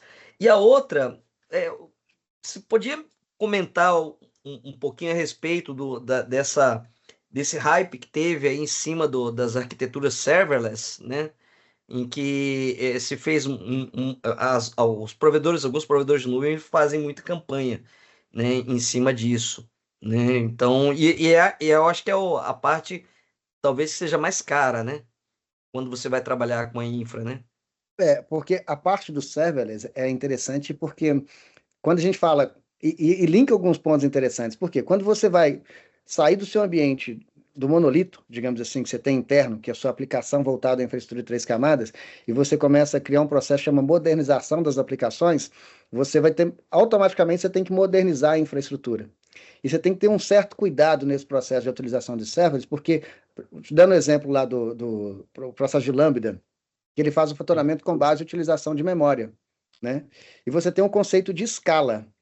Então, um exemplo, se você cria o seu conceito de microserviços e ele tem aquelas chamadas do seu microserviço utilizando um recurso que você não vê automaticamente, você tem um risco muito grande de consumir muito recurso computacional e não ter previsibilidade em cima disso. E com esse conceito, Igor, que de pós-pandemia, grande maioria das empresas estão trabalhando com os ambientes híbridos e repatriando os dados. Por quê? Porque o comportamento da aplicação, em qualquer cloud pública, AWS, Azure, Alibaba Cloud, ele é no conceito de escala. Se você que trabalha com uma escala de instância, é diferente. Porque a instância, ela trabalha o seguinte, eu tenho um volume de dados e eu tenho uma imagem do sistema operacional. Quando eu vou criar o autoscaler da instância, eu estou instanciando só a imagem e plugando aquele volume. Então, eu crio um grupo. No conceito de serverless, não. Ele trabalha no conceito de frequência. Cada vez que eu vou solicitando, ele vai crescendo. Ele vai crescendo. E não tem como eu travar esse crescimento, porque eu paro a aplicação. Então, como que se usa esse conceito muito bem utilizado? É trabalhando com sistemas distribuídos. É você ter a capacidade de utilizar o serverless, a sua aplicação rodando ali em tempo real, e você consolidar o nível de entrantes e saintes. Por isso que junto com eles, aí descendo até na camada do Marcos, a utilização de load balance. Load balances globais e regionais, para que você possa ter o controle da carga de entrada e a solicitação que você vai ter em cima do serverless. Agora tem um ponto interessante também, que junto com o serverless, o grande problema foi armazenar os ambientes com base em storage, armazenamento, porque quando você tem um armazenamento a quente, solicitação com base em microserviços em serverless, você consome muito disco. Tá? Aí você tem hoje algoritmos, aí com base em inteligência artificial, que ele consegue criar vínculos de segregar a utilização de disco, de armazenamento. O dado quente eu consumo em tecnologia mais cara, que eu tenho IOAPS, né, que eu respondo mais rápido para aquele conceito de serverless. E porque eu não vejo a infraestrutura ali, eu só estou subindo as aplicações, a aplicação pura mesmo, é o conceito puro de SaaS. Aí automaticamente ele consegue ir segregando, acabei essa informação aqui agora, ela não está sendo consultada de uma forma tão rápida. Então eu vou colocar isso num disco metálico. Então eu vou tendo ali toda uma infraestrutura de dados. Então é impossível falar hoje de serverless sem falar de um conjunto de aplicações que rodam em cima disso. E principalmente a camada de segurança. É muito complexo fazer backup desses ambientes. Complexo mesmo. E tem entendimento, foi bom ser citado isso, tem entendimento do mercado que Snap é backup, e não é. Então, você backupear esse ambiente, você garantir a segurança desse ambiente. Aí eu vou para o conceito, agora você acabou de falar do IoT, Quando eu trabalho com containers, eu tenho uma compilação específica para container de IoT. E é muito barato você ter esses containers rodando na cloud. E você tem um conceito de CDN, que são as geolocalizações, onde que efetivamente eu fico cada vez mais próximo para ter a menor latência possível. Só que o conceito de IoT voltado à indústria é que eu vou estar, às vezes, em áreas remotas. E como que eu vou coletar o dado se eu não tenho, nem sempre eu tenho link, nem sempre eu tenho infraestrutura interessante? Então, infraestruturas iguais a essa que você mostrou, elas são fundamentais no conceito de appliance para que eu possa coletar esse dado e, em um dado momento, eu fazer esse tráfego para a nuvem como uma solução de redundância, mas localmente ela vai funcionar mais. Alguém falou que é do norte, o norte tem um problema muito grande. Ele tem 2 links. Quando cai, cai os 2. Então, como que efetivamente ele muda a sua infraestrutura? No conceito de IoT, ele deixa todo o conceito de IoT rodando na cloud. Então, você tem esse desafio. Hoje, a cloud para IoT ela é utilizada mais como um repositório, no conceito de um plano de continuidade de negócio, do que efetivamente, puramente, a solução principal. Espero que eu tenha te respondido. Não, tranquilo, muito bom. Mais uma vez, parabéns aí pela apresentação. Eu que agradeço a oportunidade. Eu consolidei o máximo de coisas possível dentro de 50 minutos. Obviamente, cada um desses slides a gente pode falar 4 horas em cima deles. Mas eu tentei efetivamente fazer o que o Marco falou, uma varredura de coisas que efetivamente a gente explora muito aqui nos cursos da PUC. E a gente faz esse TED a TED. E uma coisa que é interessante, que eu gostaria de falar aqui, Marcos, é que a gente tem algumas surpresas agradáveis na hora que a gente vai dar aula, de ter profissionais extremamente capacitados. Eu já dei aula aqui para mestre em sistema de informação, doutor em tecnologia, e esses caras também trazem uma bagagem que efetivamente a gente faz um network muito grande e sai com uma camada de aprendizado muito grande. Então é sempre um prazer poder conversar com vocês. Obviamente, tem muita coisa que ficou aqui sem falar, mas a gente pode ter outras oportunidades para a gente explorar isso de uma forma mais efetiva, digamos assim. Pode ter certeza que não vão faltar oportunidades para a gente conversar mais, ô Paulo. O pessoal que está aí participando com a gente quer fazer alguma pergunta, abrir o microfone, mandar no chat. Xingar também pode, não tem problema. É melhor não, porque está gravando, né? Ah, é verdade. Enfim, gente, ô Paulo, eu vou pedir permissão aqui, vou compartilhar minha tela só para ocupar mais 5 minutinhos do pessoal, que agora a gente tem que fazer, né, uma explicação do nosso currículo, né? Então, imagino que minha tela esteja chegando aí para vocês. Tá. Chegou, né? Bom, então, pessoal, aqui é a segunda parte da minha apresentação, né? Eu primeiro começar diferenciando modalidades, né? Porque a PUC também trabalha com diversas modalidades de ensino, né? A gente tem as ofertas de pós-graduação presencial, né? Pelo menos na área de infraestrutura não tem nenhum em andamento. Eu não sei se a gente vai voltar a oferecer cursos 100% presenciais, né? Porque eu já meio que justifiquei essa questão em função da gente ter professor do Brasil inteiro, né? Então a gente optou em não fazer oferta presencial porque nós teríamos dificuldade para trazer professores, né?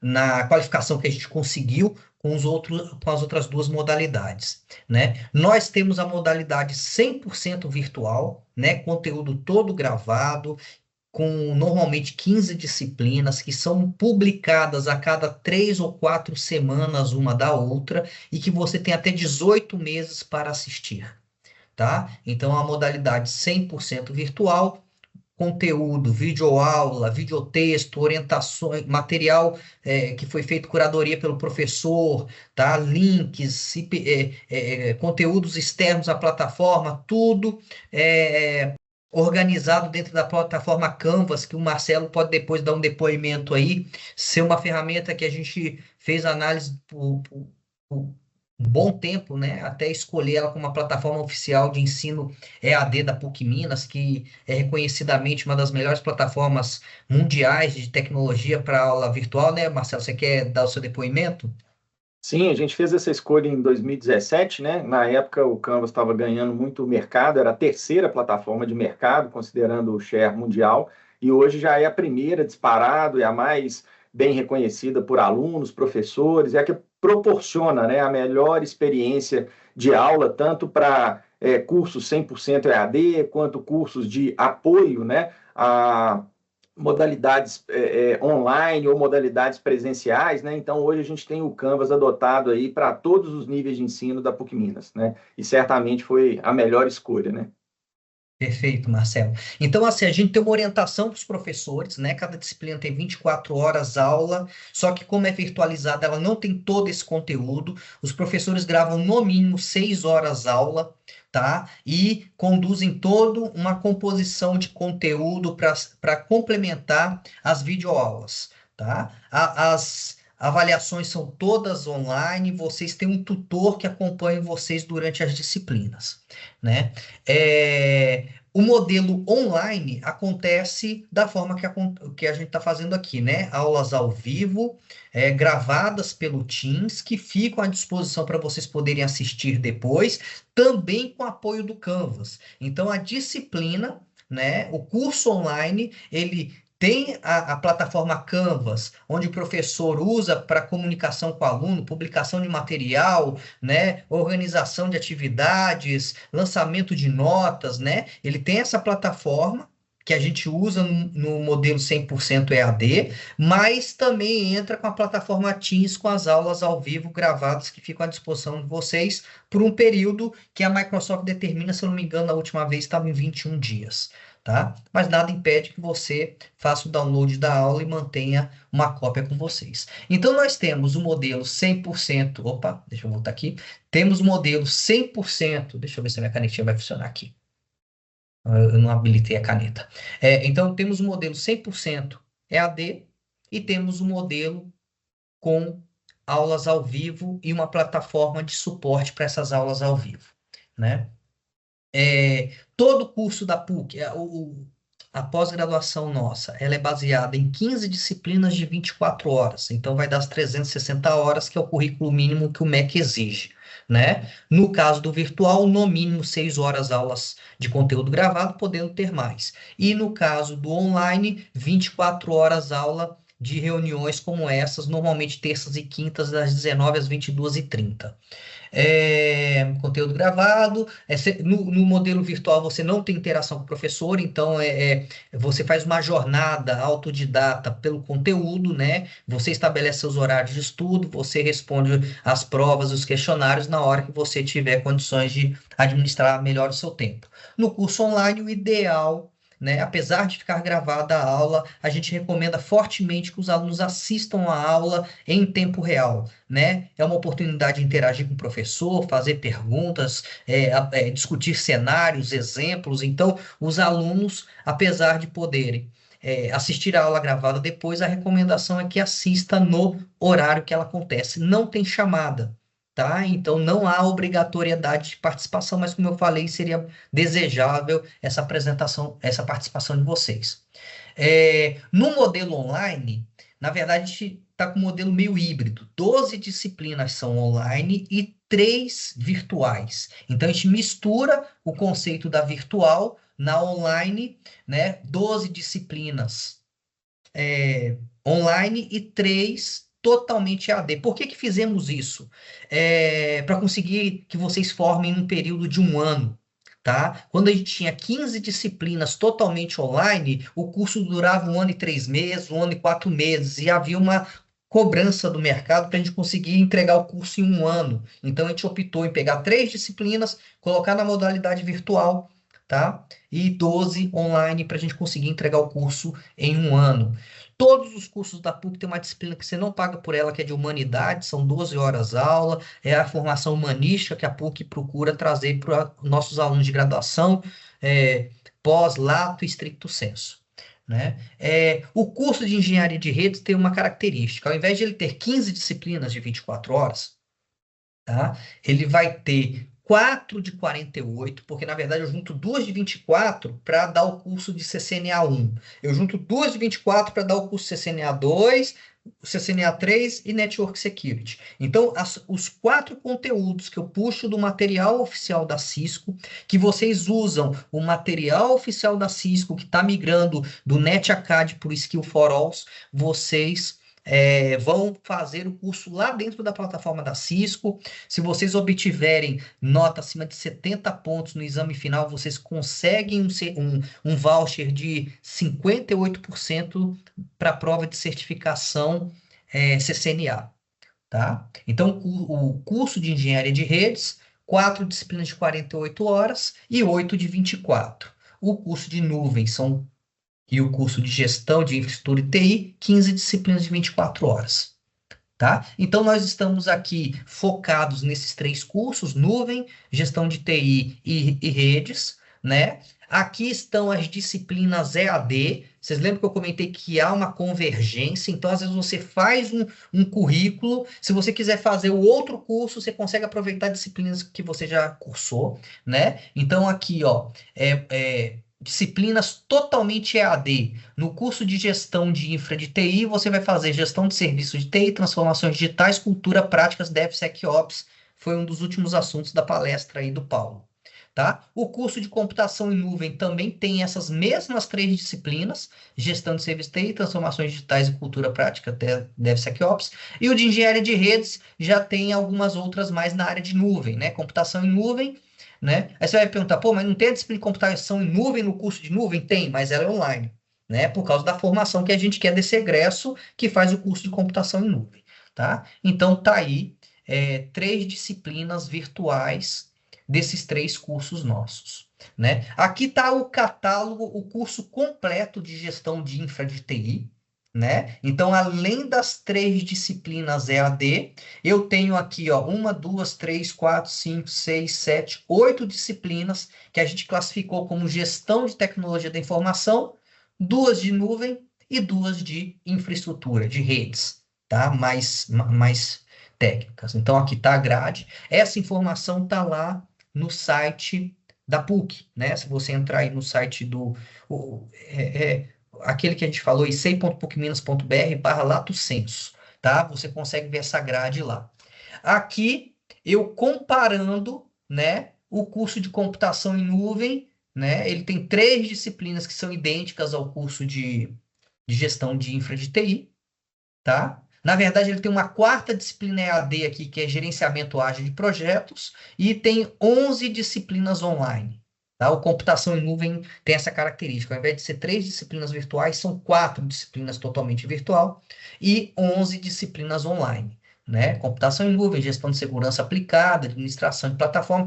Quem quiser acesso às ementas pode nos mandar e-mail, né? O Ilo comentou que o e-mail dele é o menor da PUC, né? ilo@pucminas. Eu comento que o meu foi o primeiro criado em 1997, quando eu cheguei, 1998, quando eu cheguei na PUC, eu instalei o primeiro servidor de e-mail da PUC com um link de 64 kbits por segundo, e a primeira conta que eu criei foi a minha, marco@pucminas.br, né? Já se vão aí alguns anos. Marcelo é capaz de você nem lembrar disso, né, Marcelo? Você não sabia disso, não. Marcelo, foi interessante que a gente tinha 2 máquinas da Solaris, da Sun, na caixa, quando eu cheguei na PUC, que rodavam AIX,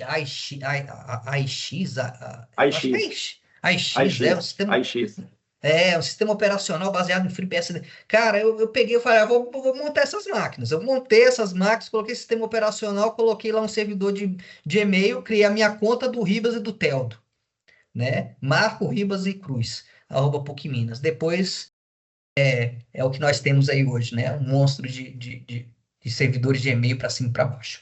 Bom, então aqui está o curso de computação em nuvem, né? O curso de engenharia de redes, 3 disciplinas virtuais, sendo que uma delas é a de gestão de serviço de TI, que é comum aos outros 2 cursos, né? 4 matérias aqui que vêm do currículo oficial da Cisco, né? Normalmente eu pego até 2 professores para ministrar cada disciplina dessa, para vocês não ficarem ouvindo sempre a mesma versão da história, né? Mas o professor segue o currículo oficial da Cisco.